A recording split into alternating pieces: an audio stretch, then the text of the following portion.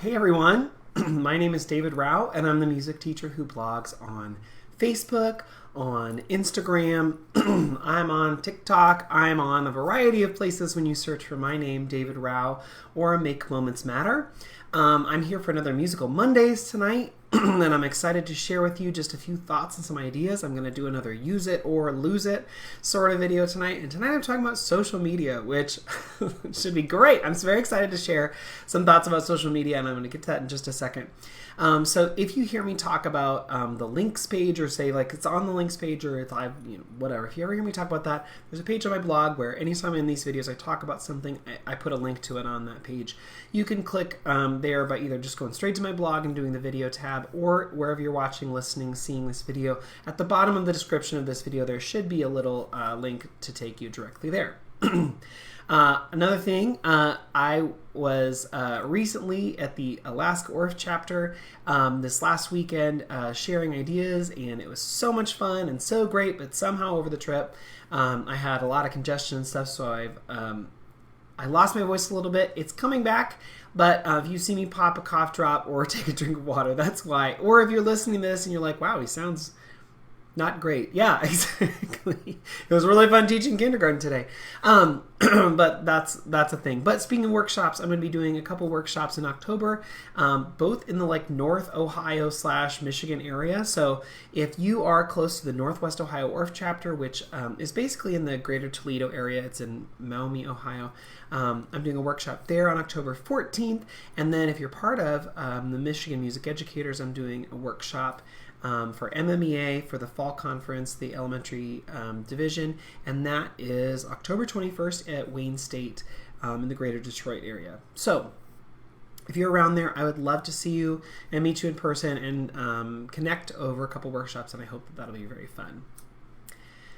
Okay, so the last couple weeks I've been doing this thing where I say use it or lose it ideas, and I've talked about songs and books and lesson plans that either we should hold on to or promote or get rid of, or consider removing or sidelining or doing less of. And tonight I'm going to talk, this is very ironic, I'm going to talk about social media, and it's ironic because I am live streaming this video on social media, but I want to talk a little bit about social media and what you might think about and as you continue to use social media so that you can use it more wisely, but you can also safeguard yourself and your mental well-being. Why am I talking about this? Because just a lot in the last few years, social media has been both a blessing and a curse. A blessing because it's connected people over long distances. It's helped us grow this online community. I would not have the blog and the connections and whatever, I'd not be able to do the cool things that I do and meet cool people if it weren't for social media. I've learned so much from so many people online. I have gained so much. I've made so many friends, and I think that that is amazing. But I also know that social media has been very detrimental for me and for many others in a lot of other ways. I had some friends who I was just scrolling Instagram. I don't get on social media as much as I used to. I used to be on social media a lot, scrolling through things, looking through ideas, and I'm not on there as much. But honestly, in the last few weeks, I've seen 2 or 3 friends, 2 people who I can think of right now and go back and find their stories, but 2 or 3 friends who have said, well, I'm back in the classroom, it almost didn't happen. And I've just been struggling a lot these last couple years, and honestly, I'm back, I'm excited about it, but I've been really struggling. And I went back, I was thinking about it, I went back through and looked at a lot of the stories and things that they had shared, and there was no mention of this. There was a lot of really fun, exciting content, exciting shared stories and shared ideas, but there was very little talking about struggles or frustrations or issues. And I feel like that's a way in which social media has failed us, especially as teachers, because I feel like there's this toxic positivity or this toxic idea that when we're on social media and sharing about our classrooms, about what's happened to us, that we can only talk about the good things and we can only talk about the exciting things and only share that. I really, really try in these Musical Monday videos to talk about like what in my lessons has worked. And I am excited and I'm happy about teaching, and I hope that that comes across. But I hope I also talk about like, well, I tried this and this did not work. Or I tried this, it didn't work the way I wanted. I changed it. I did something else. I hope that you hear that in these stories and in these videos, because that is absolutely true. And have there been times over the years where I've said like, wow, this is really hard. When I taught in Michigan at one of my schools, it was so hard. I was so drained at the end of the day. By the end of that year, I ended up taking another job in Michigan. But by the end of that first year in Michigan, I said to all my friends and family around me, I was like, I would rather work at Costco. Like this job is just, it's not right.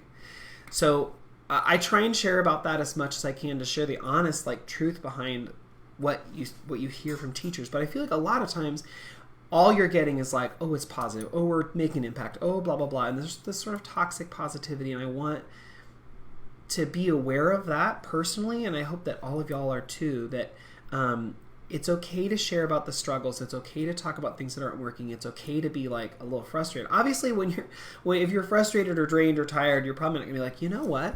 I want to take a picture for Instagram. But there are so many great things about social media in that like you don't just have to be like, well, let me take this great nice picture, because you can like make a story, you can write a post, you can talk about the things to be like, hey, I gotta ask a question, or you can reach out to other people. It doesn't always have to be let me take this great fun happy picture, because that's sort of all you really see on social media and a lot of times. So when you look at another so some thoughts. When you look at another teacher's Instagram or Facebook or whatever, think about your life and what you post on social media, and then think about that's probably also true for this person. Because I don't feel like posting when I'm tired or drained or stressed, and I often don't. And so if you are only seeing this great, wonderful, happy picture, just know that like probably there's a lot of times too where that person is frustrated or tired or sick or overwhelmed or whatever. Like we are all feeling that. So just keep that in your head. It's like with a grain of salt. Like you always, we forget that because you see so many things on social media that are just really happy. But just like keep in your head that like, probably there's also some other stuff going on. So that's just something to think about when you're looking at their classroom or looking at their pictures or whatever. A thought is to take lots of great ideas, take inspiration, look at pictures, think about, could I do that in my room? Or oh, that game, that's really interesting how they shared that. And don't feel like that's the only way, that's the best way. Just think like, hey, there are these cool things, like maybe I could use that for my classroom. How can I adapt it? How can I use this to help my students reach their goals, to help my students be better? But don't feel like, I think what happens sometimes is we compare ourselves, and don't feel like you have to do that. Don't feel like that's like, here's the standard on social media and I must do that. No, like just do what you know is right or what works for you.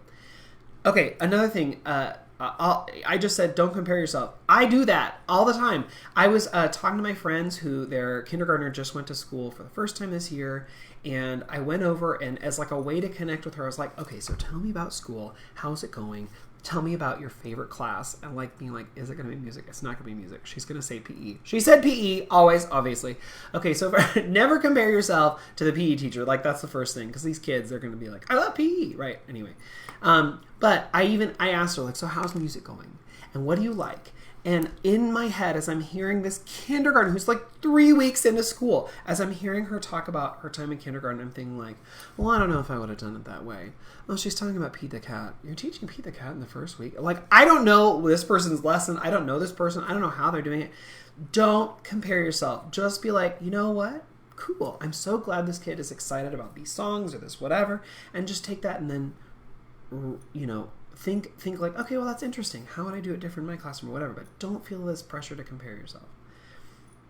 Okay, so those are some thoughts about lose it. Lose the toxic positivity. Lose the fear of stress. Lose the I must compare myself. Lose the this is the correct way and I'm not doing that. Don't do that. What should you use social media for? What are you going to use it for? How are you going to use it? Use social media for real stories and actual discussion. If you're going to be on social media, and you want to connect to those conversations, do. If a conversation is toxic and stressful, don't interact with it. Go away from it.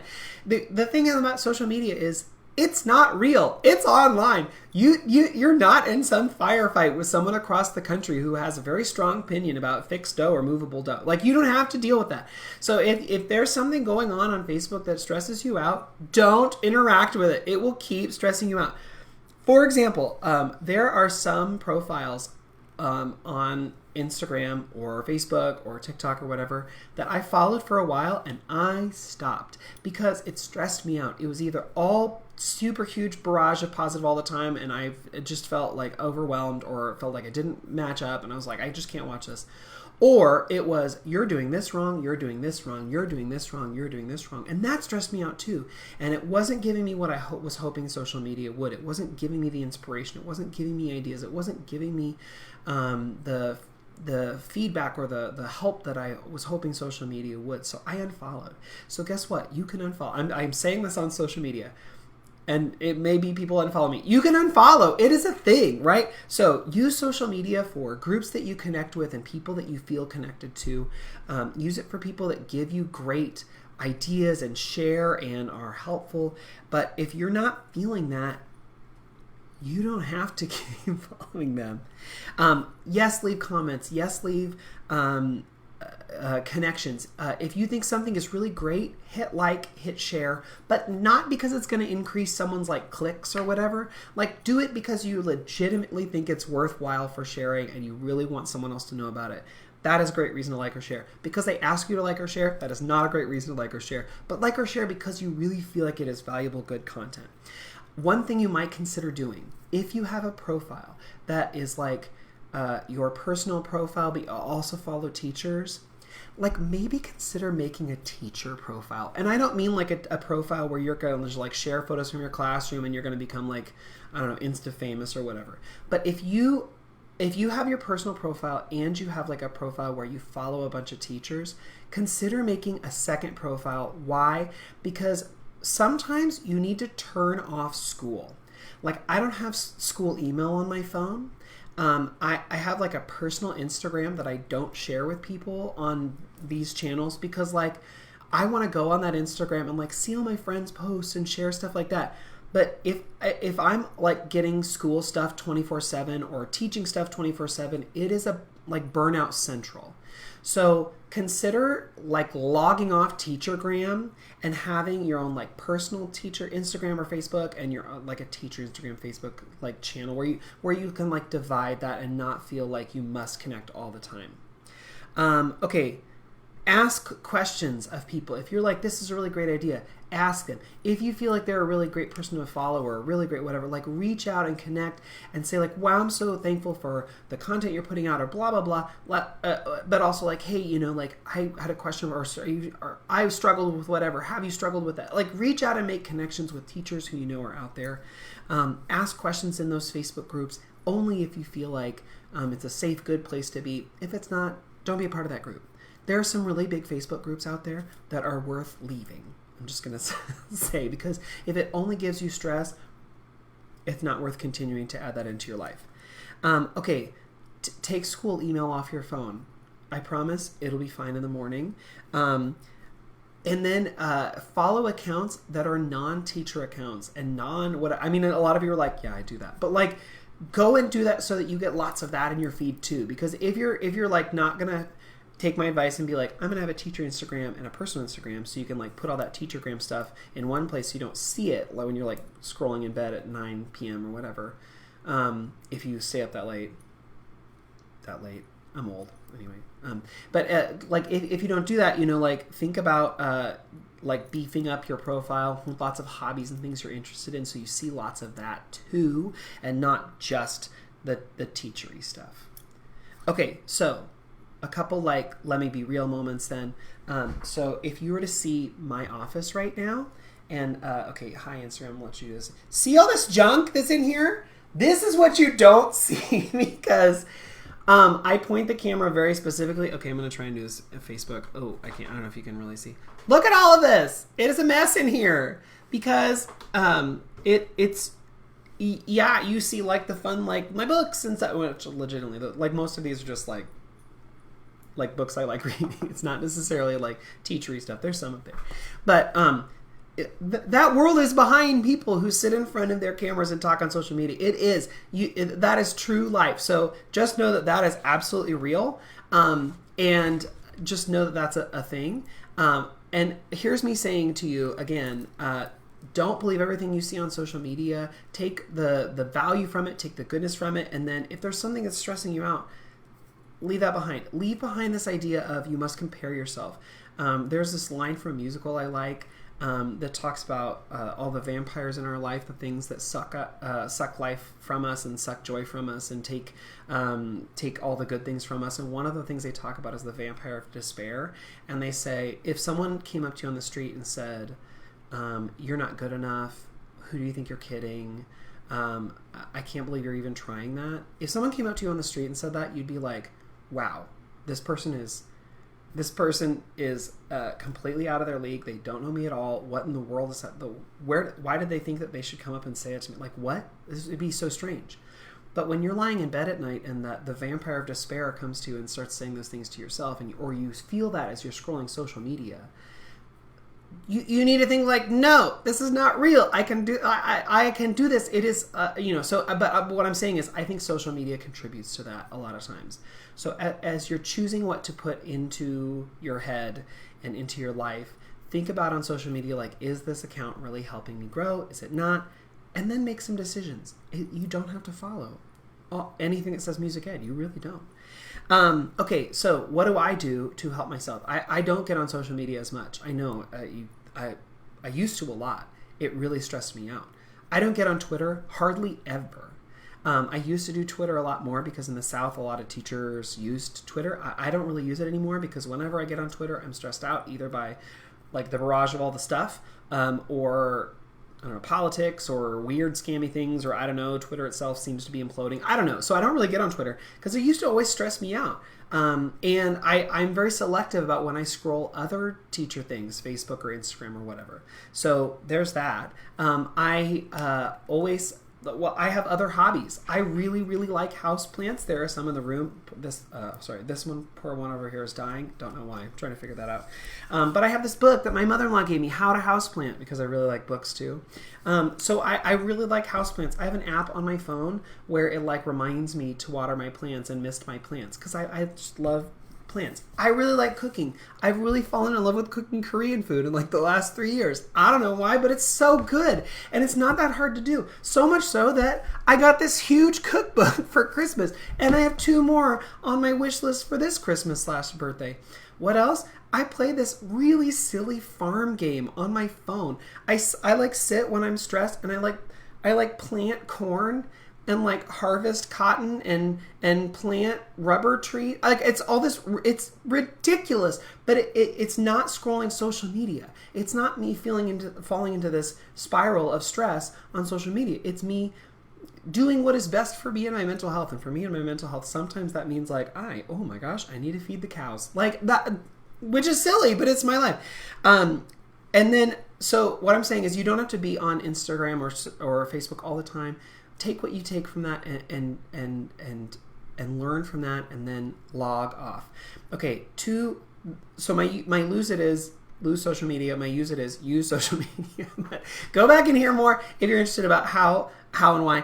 But 2 ways that I've used social media. I follow not just music teacher accounts, but other teacher accounts too. And I always try and glean from and take the things that are really inspiring and fun. And my friend Jed has this channel where he talks about teaching, and one of the things he talked about was his favorite teacher tool, and I saw it and I had to get it. And because 3 weeks ago I shared on Facebook and stuff that I was like, I wanted to add more fun things to my classroom to make it feel more homey and more exciting. And so I saw him talk about this and I immediately went out and bought it, and now I can absolutely attest it is so cool. So there's this chair. It's a telescoping folding chair. Obviously, I put it on the links page in case you're interested. But when you get it, it looks like this. For those of you who teach on a cart, oh my gosh, this is like perfect. But when I need a stool, guess what? It's a telescoping stool. The rainbow one, which I think is perfect for primary grades, was the cheapest one. It does come in solid colors. I don't know, you could probably use it like go fishing or I don't know, something else. And then it also can do different sizes. So you want a little kickstand for when you're playing guitar, you want a little something to set something on, guess what? You can do that. And I found this through Teacher Facebook by following people who I really liked and cared about, and I followed this and and it's so cool. Anyway, and look how easy. It's just like whoop, open and then close. It's magic. So this is, I think, a social media win. The other social media win, the other win that I've gotten is that a couple weeks ago I said, hey, I'm continuing to try and add to my library for the music room where I have more stories that center around Asian and Pacific Islanders, Asian Americans, Asians in general, just in literature, not just Asian Americans, but Asians. And I was like, I really want to beef that up. Some of you gave me some great examples, and I went out and I looked for them. And another thing I have said a lot in the last few years is use Amazon for good, not for evil. So if you can buy a book from a used bookstore or a local bookstore and not buy it from Amazon, you should do that because Amazon does not need our dollars. Local bookstores, music stores, used bookstores, they do. Amazon does not. So I went on Amazon and I found these books, and I then took the ISBNs and went to my local library and rented out a bunch. I literally think I have 20 books right here. And a couple were some that were directly recommended by you all out there when I reached out and said, hey, what are some really great books? What are your favorite books? Blah, blah, blah. I had a lot of people respond, and I got so many recommendations that'll probably be going on my list online soon of books that you should consider. But then also Amazon was like, oh, you're interested in children's books that are that feature, AAPI characters and protagonists in stories. Okay, well, here are 20 more. And so Amazon gave me more ideas, and I immediately went to my library and typed in, and I put them on hold, and I have all these books. And so I have those to look through and look forward to, and I'm going to put those on my recommended list very soon if I go through and they seem to be really great. So I'm going to try and add as many of those as I can. But those are two ways that you can use social media for good. Ask for recommendations. Look for great recommendations. Dodge and bypass all the things that cause you stress.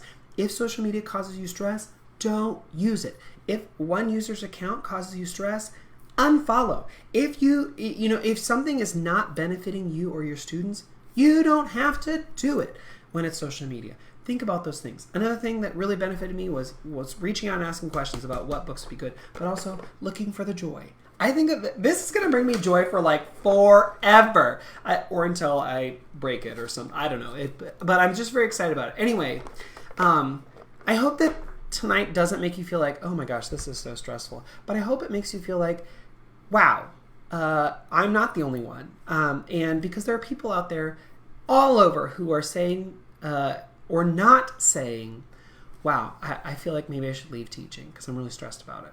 A lot of people all over. And I don't feel like social media always helps. So I hope that tonight has given you some ideas of how you can use social media more selectively, how you can use it to your own benefit, how you can benefit others by liking and sharing things that you really do think are genuinely valuable, and not just liking or sharing something because someone asks you to or because it's like, oh, you gotta like it. No, you don't.